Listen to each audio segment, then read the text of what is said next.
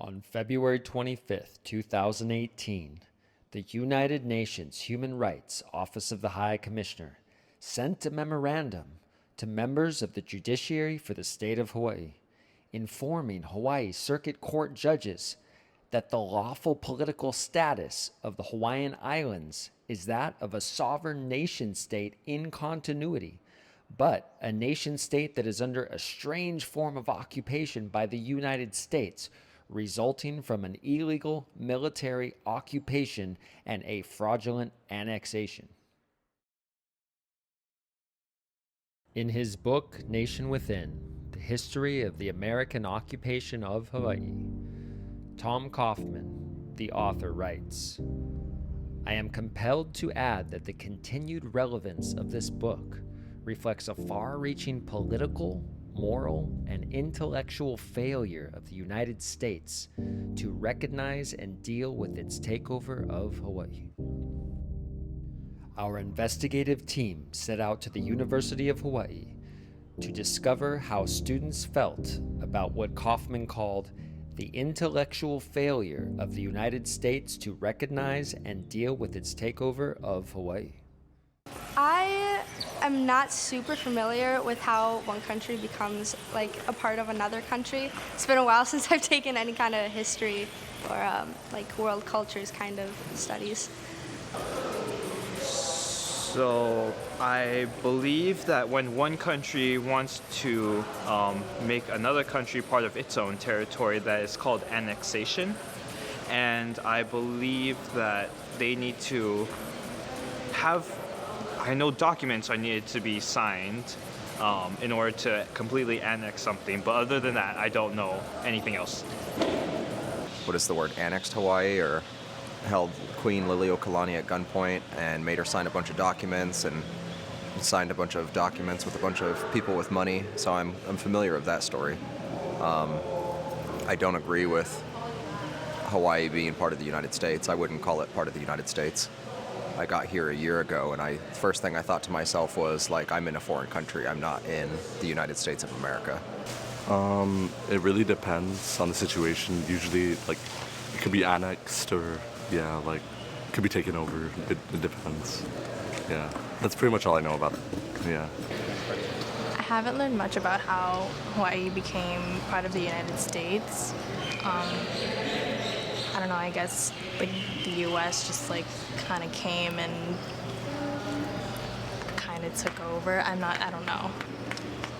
I know that Hawaii became part of America because it was basically, we had businesses to create money and wealth, as well as we were strategically like well placed for military operations. That's why Pearl Harbor became Pearl Harbor, because we're right in the Pacific, and it would be able to.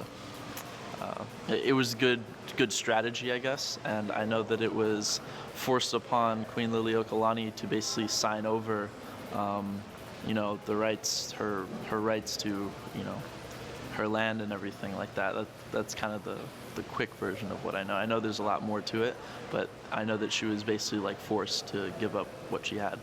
I have come to understand that the lawful political status of the Hawaiian Islands is that of a sovereign nation-state in continuity. In continuity, but a nation-state that is under a strange form of occupation by the United States, resulting from an illegal military occupation By the United States, resulting from an illegal military occupation and a fraudulent annexation. Resulting from an illegal military occupation and a fraudulent annexation.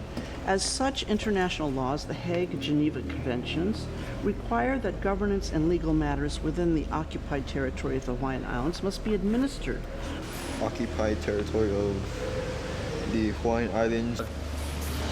Hague and Geneva Conventions require the governance and legal matters within the occupied territory of the Hawaiian Islands must be administered by the application of the laws of the occupied state. Not domestic laws of the occupier. But not the domestic laws of the occupier, the United States. Okay. So I kind of get what that means. It's like basically they don't have the right to just take something. The United States doesn't just have the right to take something, even if they, enforce their will upon the place. That it's Hawaii still always has like a choice. They've determined that Hawaii is not necessarily just its own nation state, but it's being occupied by like the United States, because it said like resulting from an illegal military occupation. So the United States came into Hawaii, the Hawaiian Islands, and took over illegally. And so because of that, the laws from the Hague and Geneva Conventions required that like all the legal matters that happen within the Hawaiian Islands have to happen according to laws of the Hawaiian Kingdom and not the United States. I think that's what I'm gathering from it. I am compelled to add that the continued relevance of this book reflects a far-reaching political, moral, and intellectual failure of the United States to recognize and deal with its takeover of Hawaii. So he's pretty much like in shock, I guess, of like the situation at hand, and that like he's kind of saying like what I thought originally, like how like a matter of morality or not, in a sense of was this the right way that we were annexed as a state into Hawaii, or should it have gone down in another way? I've heard that passed around, like people have said that, but I never knew exactly what that meant. Like there was no annex, because I thought I had learned what was right, that there was at least something side, even if it was forceful. But you can always learn a little more. Yeah, I mean, how does this stuff get so lost for so long that it takes tribes or nations or peoples so long to be able to assert themselves? Well, in this case, you've got the whole legal apparatus from the United States sitting on these islands. Like we came here and forced them to obey our laws and give up their culture. That's what I'm getting from this. Is it illegal? Yes. Is it unfortunate? Yes. And is it going to take a lot of work to change that? Yes. And I support, even if it meant I'd have to leave, I support that. I haven't really learned much about the whole Hawaii-United States relationship.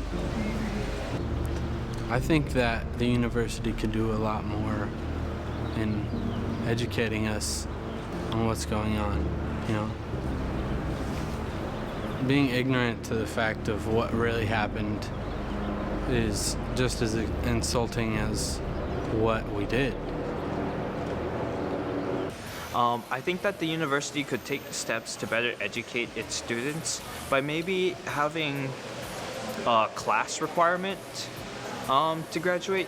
I think no one really wants classes added to their schedule, but I believe that a Hawaiian history class would be a nice touch for a Hawaiian university, because people coming from the mainland kind of want a taste of what Hawaii is, and I think that'd be a nice addition. Reflects a far-reaching political, moral, and intellectual failure of the United States to recognize and deal with its takeover of Hawaii.